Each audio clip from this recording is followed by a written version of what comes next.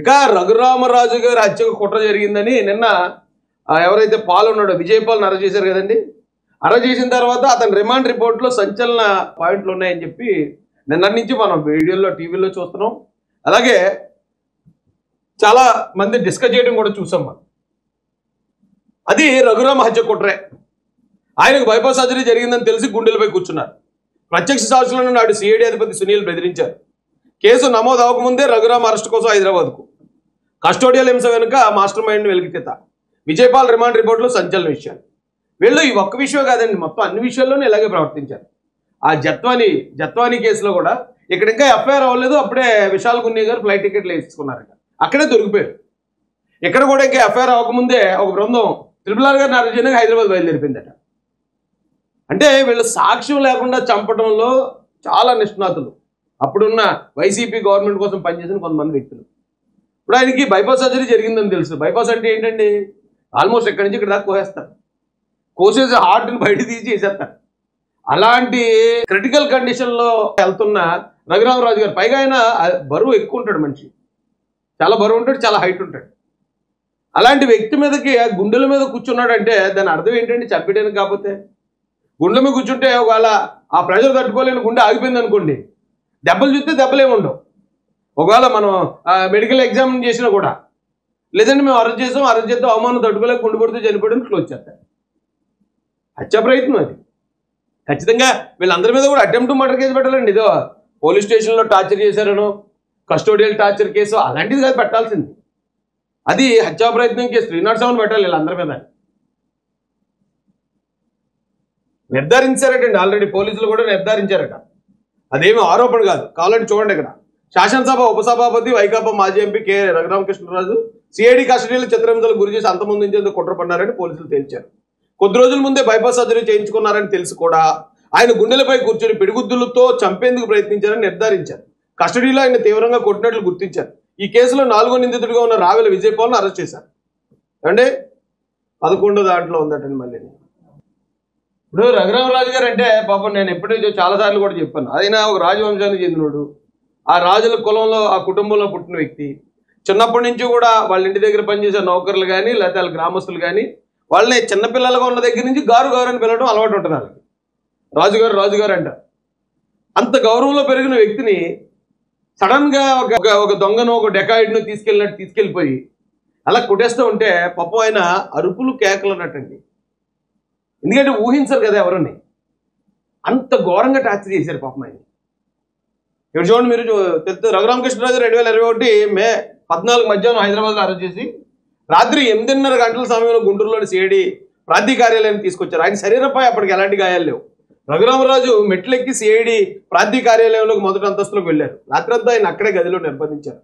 రాత్రి 10:30 నుంచి 11 గంటల మధ్య ముఖానికి రుమాళ్ళు కట్టుకున్న 4 వ్యక్తులు నెంబర్ ప్లేట్ లేని కారులో వచ్చి, ఏమో మీరు పోలీసులా లేకపోతే కిరాయి గోండాలా ఏమండి? ఇప్పుడు మన కిరాయి గోండాలతోటి డబ్బులు ఇచ్చి ఎవరైనా చేస్తూ ఉంటారు, సినిమాల్లో చూస్తాం మనం. వాళ్ళు ఏంటంటే వాళ్ళ ఐడెంటిటీ కనిపించకుండా మాస్కులు వేసేసుకుని నెంబర్ ప్లేట్లు మార్చేసి నేరాలు చేసి మళ్ళీ బీహార్కో గుజరాత్కో పోతుంటారు కిరాయి గోండాలు. కిరాయి గోండాల్లాగా పనిచేయించారండి పోలీసు వారితోటి. అదే మరి యథా రాజా తదా ప్రజ. రాజు ఎలాంటి వాడైతే ఆ సైన్యం అలాగే ఉంటుందో ప్రజలు కూడా అలాగే ఉంటారట. కిరాయి గోండాల్లోకి వచ్చారటండి. రఘురామకృష్ణరాజు గదిలోకి వెళ్ళారు. ఆ సమయంలో అక్కడ విజయపాల్తో పాటు మరికొందరు ఉన్నారు. అక్కడ సర్వేలెన్స్ సిబ్బందిని విజయపాల్ కిందకు పంపించేశారు. ఆ 4 వ్యక్తులు లోపలికి వెళ్ళిన తర్వాత రాత్రి 11:30 సమయంలో అక్కడ సర్వేలెన్స్ విధుల్లో ఉన్న సిబ్బందికి మొదటి అంతస్తు నుంచి ఏడుపులు, పెద్ద కేకలు వినిపించాయి. ఈ మేరకు వారు న్యాయమూర్తి ఎదుట వాంగ్మూలం ఇచ్చారు. ఆ రోజు ఒక పెద్ద ఆయన ఆ వయసులో కూడా ఏడుపులు కేకలు వేయాల్సిన పరిస్థితి ఈ గవర్నమెంట్, వైసీపీ గవర్నమెంట్ సృష్టించిందంటే దానికి ఈ విజయపాల్ అనే వ్యక్తి సహకరించాడంటే మరి ఖచ్చితంగా పాపానికి పరిహారం ఉంటుంది కదండి. ఆ పాపానికి ప్రాయశ్చిత్తం జరుగుతుంది కదా. తప్పు చేసినప్పుడు ఖచ్చితంగా శిక్ష ఉండాలి కదా. అంటే మన దగ్గర అధికారం ఉన్నప్పుడు మనం విర్రవీగిపోయి ఎవరిని పడితే వాళ్ళ కష్టాలు ఇది చేస్తే దేవుడు చూస్తూ ఊరుకుంటాడా? దాడి విషయం బయట పెడితే తీవ్ర పరిణామాలు ఉంటాయని సునీల్ కుమార్ మీద ఇచ్చాడట. ఈయన పెద్ద విలన్ అనమాట అండి. జనరల్గా చంద్రబాబులు వాళ్ళు చేయాల్సిన పని నేరం చేసుకుని వెళ్ళిపోతారు. మెయిన్ విలన్ ఉంటాడు కదా, మెయిన్ విలన్ సాక్షులను బెదిరింతారు. ఎవడైనా సినిమాలో చూస్తుంటాం కదా మనం, వచ్చేస్తారు నరికేస్తారు. నరికేసిన తర్వాత మెయిన్ విలన్ కారులోంచి కింద దిగుతాడు. అప్పుడు రే ఎవడైనా సరే సాక్ష్యం చెప్తే మీకు కూడా ఇదే గతి పడుతుందని ఎలా అయితే మెయిన్ వీళ్ళను బెదిరింతాడో సునీల్ కుమార్ అలా బెదిరించాడట. రఘురామకృష్ణరాజుని కస్టడీలో చిత్రహింసలు పెట్టిన విషయం మర్నాడే వెలుగులోకి రావడంతో 2021 మే 14 రాత్రి గుంటూరులో సిఐడి ప్రాంత కార్యాలయం వద్ద సర్వేలెన్స్ విధుల్లో ఉన్న సిబ్బంది అందరినీ విజయపాల్ మంగళగిరిలోని సిఐడి ప్రధాన కార్యాలయానికి పిలిపించి సిఐడి విభాగాధిపతి పివి సునీల్ కుమార్ ముందు పెట్టారు.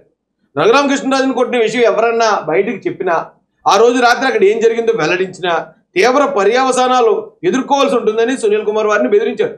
దీన్ని బట్టే రఘురామకృష్ణరాజు అరెస్టు, కస్టడీలో చిత్రహింసలకు గురి చేయడం వెనక కుట్ర ఉందని తేలుతుంది. బెదిరించింది సామాన్య ప్రజలు కాదండి. అక్కడ ఉన్న కూరగాయల సినిమాల్లో అయితే కూరగాయల కొట్లోని, కిల్లి కొట్లోని వాళ్ళని బెదిరిస్తారు. కానీ ఇక్కడ డైరెక్ట్ పోలీసులే బెదిరించారట. ఎవరైతే సర్వేలెన్స్ సిబ్బంది ఆ పోలీసులు సిఐడి వాళ్ళు కానీ పోలీసులు కానీ ఉంటారు వాళ్ళని పిలిపించి ఆ రోజు అక్కడ ఏం జరిగింది ఎవరికని చెప్పారంటే మీకు సంగతి తెలుస్తానండి. అంటే దాని అర్థం ఏంటి? పివి సునీల్ కుమార్ గారు అందులో ఇన్వాల్వ్ అయ్యారంటే ఇంతకన్నా సాక్ష్యం ఏంటి?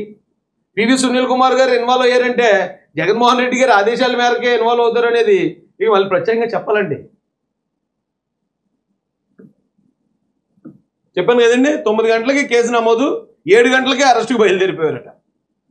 నేర అంగీకార వాంగ్మూల పత్రం వారే సిద్ధం చేశారంటే రఘురామరాజును నేను కావాలని వాళ్ళని తిట్టాను, నేను చేసిన అన్ని నేరాలు, నేను తప్పులన్నీ ఒప్పేసుకుంటున్నాను, కాబట్టి నన్ను శిక్షించండి అని చెప్పేసి వీళ్ళే రాసేసి వీళ్ళే సంతకం పెట్టేసి వీళ్ళే సబ్మిట్ చేశారట.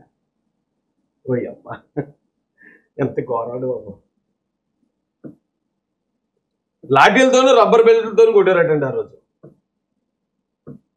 ఇక్కడ రఘురామరాజు గారి స్టేట్మెంట్ కూడా ఉంది. డిప్యూటీ స్పీకర్ కర్మ ఎవరిని వదలదు, చిత్రహింసల పాపం చేసిన వారు అందరికీ శిక్ష తప్పదు. డిప్యూటీ స్పీకర్ రఘురామకృష్ణరాజు చేసిన కర్మ ఎవరిని వదలదని ఏపీ శాసనసభ డిప్యూటీ స్పీకర్ రఘురామకృష్ణరాజు పేర్కొన్నారు. తనను పుట్టినరోజు నాడు అన్యాయంగా అరెస్ట్ చేసి, పుట్టినరోజు రోజు అండి పాపం. కర్మ ఎవరిని వదిలిపెట్టదు. సునీల్ కుమార్, విజయపాల్ కలిసి అక్రమ వసూళ్లకు పాల్పడ్డారు. చిత్రహింసలు పెట్టిన రోజు నా ఛాతీపై బరువైన వ్యక్తి కూర్చున్నారు. ఆ బరువుకు మంచం కోళ్లు విరిగి నా కాళ్ళు పైకి వచ్చాయి. అప్పుడు ఆ అనుమానితులను గుర్తుపట్టే అవకాశం వచ్చింది. ఇప్పుడు విచారణ వేగం పుంజుకుంటుందని అనుకుంటున్నా. పివి సునీల్ కుమార్ బీహార్ వెళ్లిపోయిన సునీల్ నాయకులను విచారించాలి. నన్ను కొట్టడానికి అగంతలకు కిట్టిచ్చిన వ్యక్తి ఎవరో కూడా నాకు తెలుసు. ఆ వివరాలను ఇప్పుడు పోలీసులకు ఇచ్చాను. అప్పుడు ముఖ్యమంత్రి కోరికలు తీర్చడానికి నా మీద దారుణాన్ని కొరిగట్టిన ఐపీఎస్లు అప్పటి నాయకులు 10 రోజులు ఆలస్యమైనా దొరుకుతారు, వారికి న్యాయస్థానంలో శిక్షలు పడతాయనే విశ్వాసం నాకుంది. సాక్షి పత్రికలో విజయపాల్ అరెస్టు వార్తకు ఇచ్చిన ప్రాధాన్యాన్ని బట్టి దీని వెనక ఎవరున్నారు అనేది అర్థమవుతుంది. ఎస్, ఎందుకంటే ఆయన అరెస్ట్ అనే విషయాన్ని సాక్షి పేపర్ మెయిన్ ఎడిషన్లో ప్రచురించింది. ఒక అధికారి కోసం, అతను తప్పు చేసిన ఒక అధికారి కోసం సాక్షి మీడియా అంతా అత్యుత్సాహం చూపించాల్సిన అవసరం లేదే. సాక్షి పేపర్ మెయిన్ ఎడిషన్లో వేసేయాల్సినంత అవసరం ఏముందండి?